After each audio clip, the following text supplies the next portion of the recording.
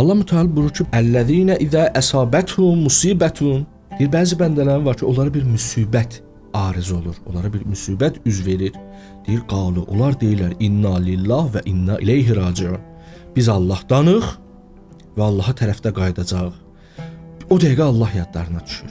O dəqiqə Allahı zikr eləyirlər. O dəqiqə deyirlər ki, problem yoxdur da, həyatdır, nəsə baş verə bilər. Mənim onsuz da sığınacağım Allahdır. Onsuz da mənim gözümü dikdiyim hədəfim Allahdır. Allahıma aid olan məsələlərdə problemim yoxdur ki. İndi dünyadır da, nə olar olar. İnna lillah. Biz Allahdanıq və Allaha tərəf qayıdacağıq. Deyir, onlar ki belə deyirlər ha.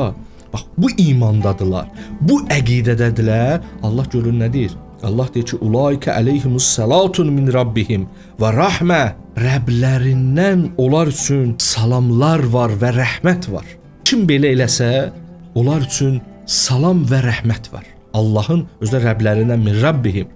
Rəblərindən onlara, yəni ki, Allahın rəhməti onlara şamil olur. Onlar belə eləyən kimi. Ondan sonra Allah buyurur ki, "Ulaika humul muhtadun." Və bilin, xəbəriniz olsun ki, və həqiqətən də məsələ belədir ki, "Ulaika humul muhtadun."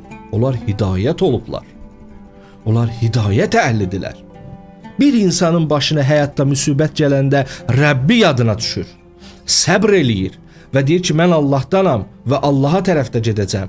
Bu müsibətə səbr eləyirəm, bunlar hidayət əhlidirlər və bunlara rəhmət nazil olur.